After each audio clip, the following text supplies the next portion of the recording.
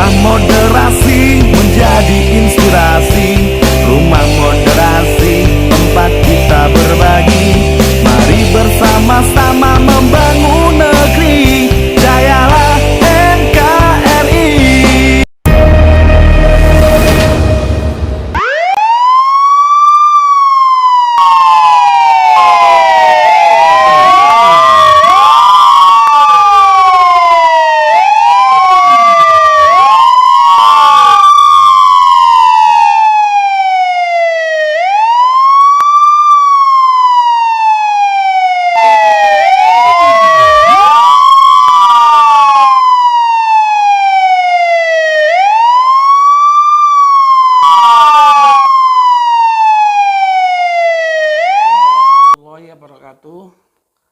Saya Sutrisno, biasa dipanggil Pak Tris, ex-napiter kasus bom Surabaya, dari Rumah Moderasi Mojokerto.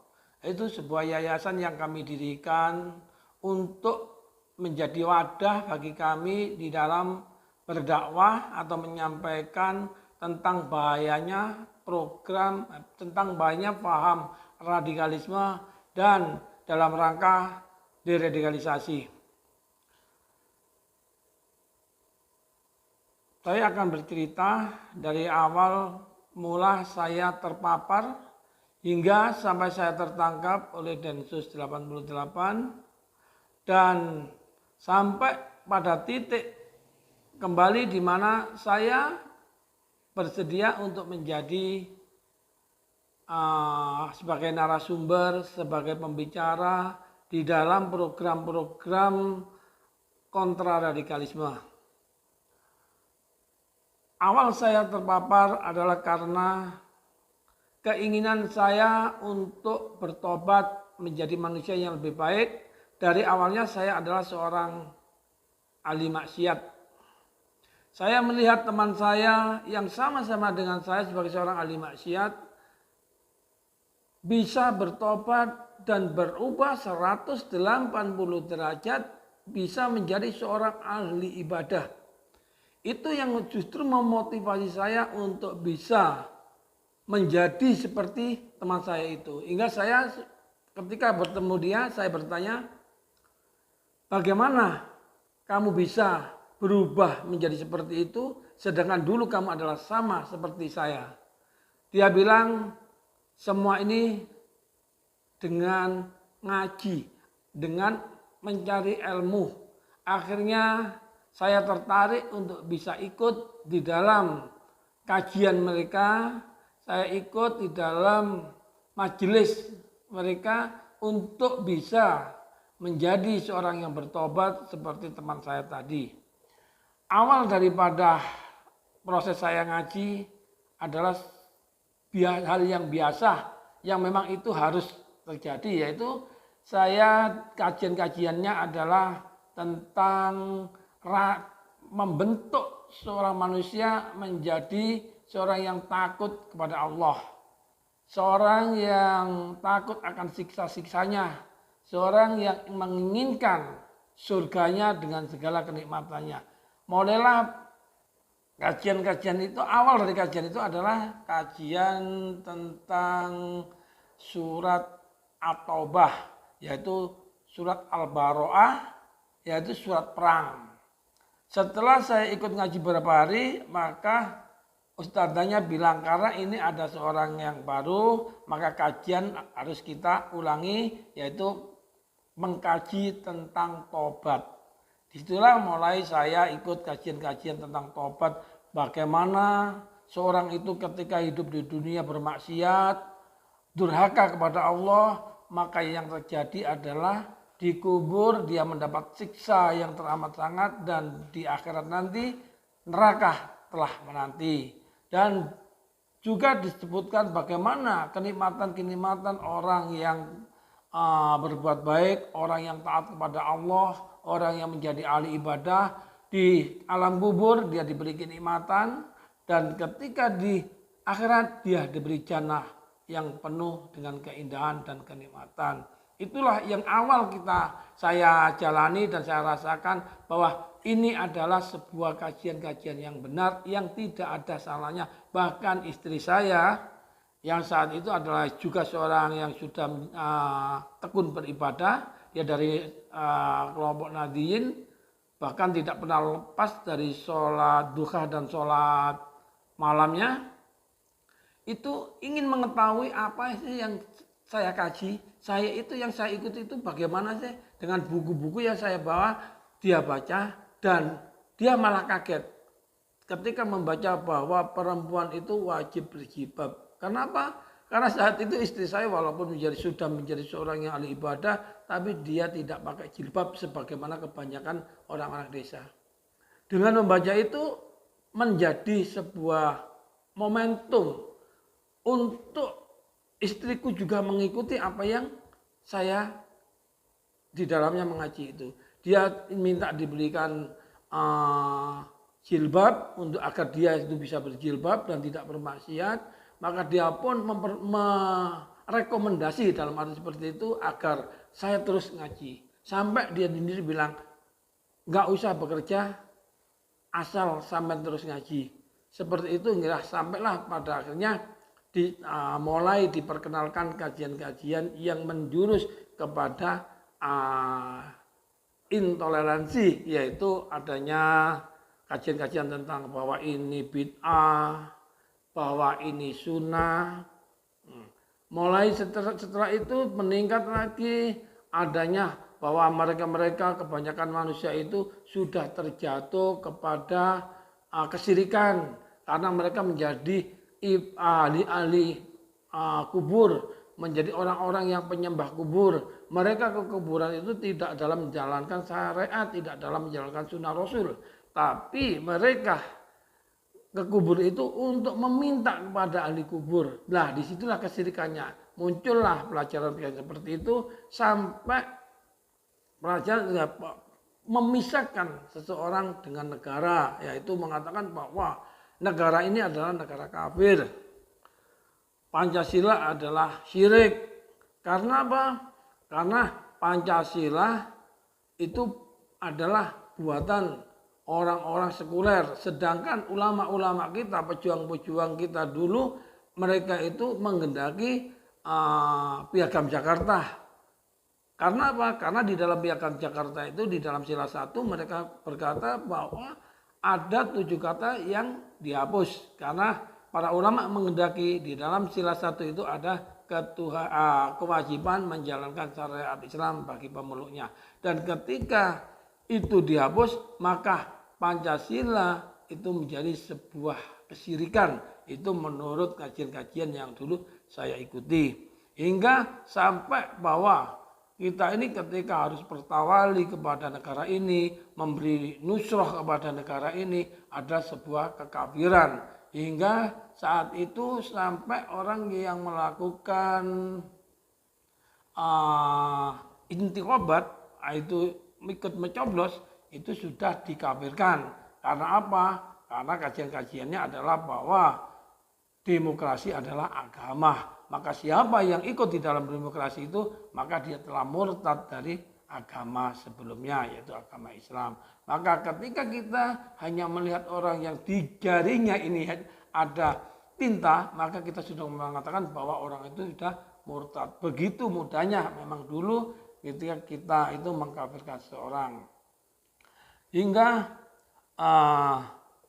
pada saatnya kita sudah tertanam jiwa-jiwa heroik, jiwa-jiwa untuk selalu menjadi pejuang di dalam agama Islam. Memang seharusnya seperti itu, tapi di sini ada kesalahan di dalam mengaktualisasikan keyakinan tersebut. Kenapa? Karena harus bermusuhan atau berhadapan dengan negara Republik Indonesia ini yang sudah dikatakan sebagai negara kafir yang wajib hukumnya untuk harus kita hancurkan sehancur-hancurnya dengan diganti dengan negara Islam atau aturan-aturan yang turun dari Allah. Itu yang doktrin-doktrin yang diberikan kepada saya, pada kita dulu di dalam jamaah radikal. Hingga pada saatnya Allah berkehendak sebagai qadarullah saya harus tertangkap dengan adanya kasus bom Surabaya, di mana pelakunya adalah termasuk bagian daripada kami yang memang kami juga mengenal, dan qadarullah juga malamnya bom itu dibawa ke rumah saya. Tapi jujur memang saat itu juga saya tolak. Hingga saat itulah saya ditangkap oleh Densus 88 hingga saya dipaksa untuk sekolah. Artinya apa? Ketika saya di luar, sebelum saya di penjara, saya tidak pernah membaca buku-buku referensi lain selain buku yang sudah diperbolehkan direferensi oleh jamaah kami sendiri. Dan kami juga tidak boleh mengikuti kajian-kajian di luar kelompok kami, karena kajian-kajian di luar kami akan justru merusak pemahaman kami. Apalagi ikut kajian atau sholat di belakang ahli bid'ah itu haram. Itu yang dulu kita rasakan atau kita yakini. Hingga pada akhirnya saya dipaksa sekolah dengan harus mau membaca buku-buku lain yang dulu tidak pernah saya baca. Walaupun itu tidak sempat serta-merta ketika saya tertangkap, tapi proses itu berjalan. Ketika saya tertangkap, saya dibawa ke 4 bulan di Surabaya dan saya dibawa ke Cipinang untuk melakukan sidang, untuk menjalani sidang di Jakarta Barat. Kami pun masih tidak mau untuk mengikuti apa yang menjadi paham mereka. Tidak mau untuk mengikuti apa yang menjadi program-program mereka sampai mengajak kami untuk NKRI. Sampai pada akhirnya saya divonis 4 tahun dan menempati lapas Cipinang selama 1 tahun 1 bulan.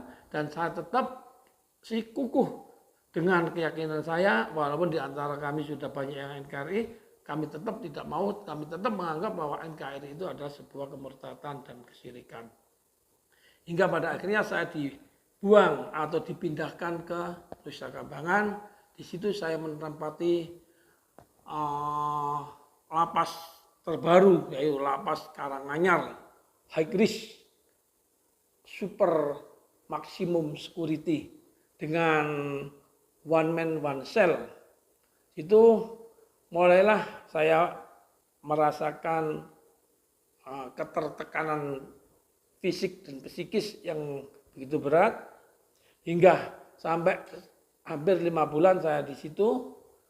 Saya tanda tangan, 3 bulan saya sudah tanda tangan untuk ikut NKRI karena keadaan saya seperti itu, hingga hampir 5 bulan saya dipindah ke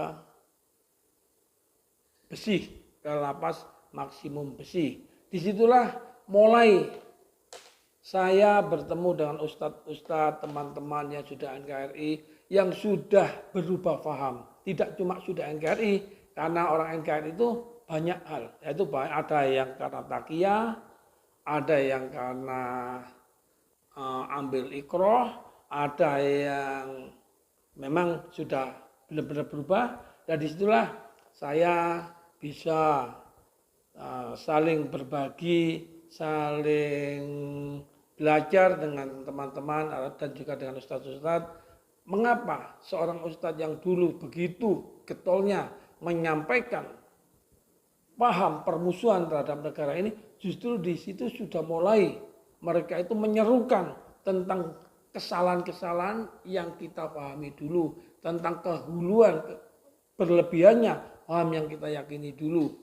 Ya, mereka sudah benar-benar NKRI dan sudah benar-benar ingin menyerukan bahwa apa yang kita yakini dulu adalah berlebihan dan salah, dan mereka kembali merujuk pada paham yang rahmatan lil alamin, yang justru menganggap bahwa negara ini tidak boleh kita musuhi, salah kalau kita harus melakukan amalia di negara ini, tapi justru kita harus membela karena untuk meneruskan perjuangan daripada pendahulu kita dengan dasar-dasar yang mereka sampaikan, seperti bahwa Pancasila dengan ketuhanan yang Maha Esa itu pun adalah bikinan para ulama dengan ijtihadnya, dan Kalau kita dulu meyakini bahwa tawali kepada negara Republik Indonesia ini adalah sebuah kekafiran, memberi nusrah pada negara Republik Indonesia ini adalah sebuah kekafiran, itu mereka patahkan dengan dalil-dalil yang memang bisa kita logika dan bisa kita terima dengan baik itu akli maupun nakli. Yaitu ketika saya sampaikan bahwa apa yang menjadi hujah antum hingga antum mengatakan memberikan nusrah atau bertawali kepada negara ini bukan sebuah kekafiran, maka mereka ustaz-ustaz mengatakan kepada saya, antum tahu bahwa Nabi Yusuf itu memberikan nusrah dan tawali kepada Raja Mesir, dan antum juga tahu bahwa negara Mesir adalah negara kafir dengan rajanya kafir. Tapi ketika ada seorang yang masuk ke penjara dan meminta Nabi Yusuf untuk mentakwil mimpi dari sang raja, maka Nabi Yusuf mentakwil mimpi itu. Artinya Nabi Yusuf telah memberikan nusrah kepada negara Mesir dengan mentakwil mimpi tersebut. Karena apa? Tanpa ditakwil mimpi itu oleh Nabi Yusuf, jelas bahwa raja tidak tahu apa yang akan terjadi dan tidak bisa mengantisipasi apa yang akan terjadi. Dan lebih daripada itu, Nabi Yusuf juga bersedia menawarkan dirinya untuk menjadi bendahara di kerajaan Mesir. Karena apa? Karena menganggap merasa mampu untuk melakukan itu. Maka Nabi Yusuf pun menjadi bendahara di kerajaan Mesir, yang artinya Nabi Yusuf menjadi pegawai di kerajaan kafir. Artinya apa? Memberikan nusrah untuk kebaikan Islam terutama bukanlah sebuah kekafiran dan bukanlah sebuah kesyirikan. Artinya ketika kita memberikan nusrah atau tawali kepada loyalitas kepada Republik Indonesia ini adalah hal yang harus dan itu memang benar sebagai penerus perjuangan para pendahulu kita, yaitu ulama-ulama yang telah berkorban harta dan jiwanya. Juga tentang kisah Raja Najasyi, di mana mereka mengatakan kalau memberikan nusrah kepada negara kafir itu adalah sebuah kesyirikan. Bagaimana dengan orang-orang Islam yang waktu itu dipimpin oleh Utsman bin Affan radhiyallahu an di negara Habasyah, yang mana ketika Raja Najasyi diberontak oleh musuhnya, maka saat itu diceritakan di dalam buku Ibnu Ishaq kalau nggak salah, insya Allah Ummu Salamah bercerita, tidak pernah saya merasakan sebuah ketakutan seperti ini, di mana Raja Najasyi ditantang perang oleh musuhnya, karena saya takut kalau sampai Raja Najasyi kalah, maka raja yang memimpinnya, penggantinya tidak baik sebagaimana Raja Najasyi yang bisa melindungi orang-orang muslim yang ada di situ. Maka Utsman bin Affan radhiyallahu an mengajak para kaum muslimin yang ada di situ untuk berdoa kepada Allah demi kemenangan Raja Najasyi. Artinya apa? Doa adalah sebuah nusrah. Artinya apa? Bahwa orang-orang Islam yang dipimpin oleh Utsman bin Affan memberikan nusrahnya, memberikan bantuannya berupa doa kepada Allah untuk kemenangan Raja Najasyi. Artinya bahwa memberikan nusrah, memberikan pembelaan terhadap orang-orang kafir, orang-orang di luar Islam yang tidak dalam kondisi perang terhadap orang Islam itu diperbolehkan. Itu yang disampaikan oleh teman-teman waktu di Lapas Besi, hingga saya baca buku-bukunya dan itu memang benar. Ya, situlah mulai saya berubah secara luar dan dalam.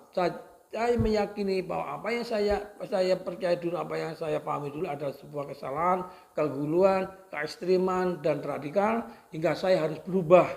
Maka mulai itu saya ingin menurunkan anak saya yang juga ada di dalam Lapas Sekris di Batu untuk kembali turun dan menyatu, meyakini bahwa apa yang kita jalani dulu, kita yakin dulu adalah sebuah kesalahan, dan kita kembali kepada Islam yang rahmatan lil alamin. Dan saat itulah saya mulai mempunyai keinginan berazam apabila nanti saya bisa keluar dari penjara ini dan qadarullah, saya akan mau dan bersedia untuk menyampaikan apa-apa yang saya yakini ini, menyampaikan perubahan-perubahan paham yang saya rasakan ini.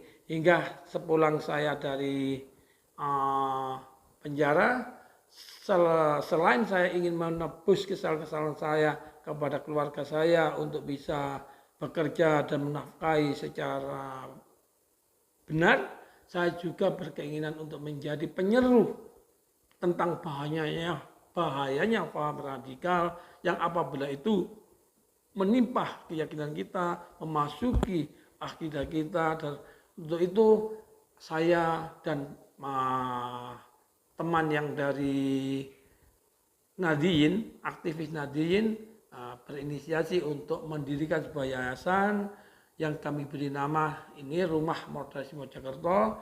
Di situ kami mulai mengadakan tur-tur safari dakwah. Semisal kami bekerja sama dengan Kemenak untuk menyampaikan kepada siswa-siswa dari madrasah, juga membekali para penyuluh-penyuluh dari Kemenak tentang paham radikal. Karena kami adalah pelaku, kami bisa merasakan apa yang tidak dirasakan oleh para penyuluh tersebut, hingga para penyuluh kami beri bekal untuk menyampaikan bagaimana bisa menyampaikan atau memberikan penyuluhan-penyuluhan agar mereka bisa mengantisipasi secara dini tentang bahayanya paham radikal. Juga bekerja sama dengan Polres, dalam hal itu Bimas, dengan Dai Kamtipmasnya, untuk juga kami beri bekal tentang paham radikal. Juga yang paling berarti yang paling kuat hubungannya adalah dengan Kesbangpol. Jadi kami mengadakan kajian-kajian dakwah-dakwah kontraradikalisme dengan Kesbangpol. Dan juga alhamdulillah di Rumah Moderasi ini kami sudah melakukan rutinitas berupa dakwah kontraradikalisme dan deradikalisasi terhadap teman-teman saya yang dulu terpapar, anggota-anggota saya dulu yang terpapar, untuk kembali merujuk kepada paham yang rahmatan lil alamin yang saya adakan setiap bulan, rutin setiap bulan di Rumah Moderasi ini. Semoga semua yang kami lakukan itu bisa menebus kesalahan-kesalahan saya dulu dan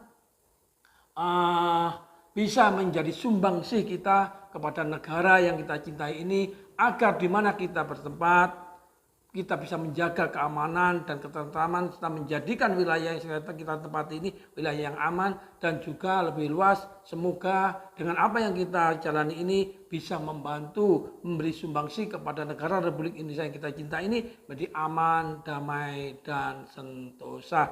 Demikian mungkin yang bisa saya sampaikan. Kalaupun ada kesalahan-kesalahannya, itu adalah dari kelemahan saya sendiri, dan semoga apabila ada kebenaran itu mutlak dari Allah, dan apa yang saya sampaikan dicatat Allah sebagai amal saleh. Demikian dari saya. Assalamualaikum warahmatullahi wabarakatuh.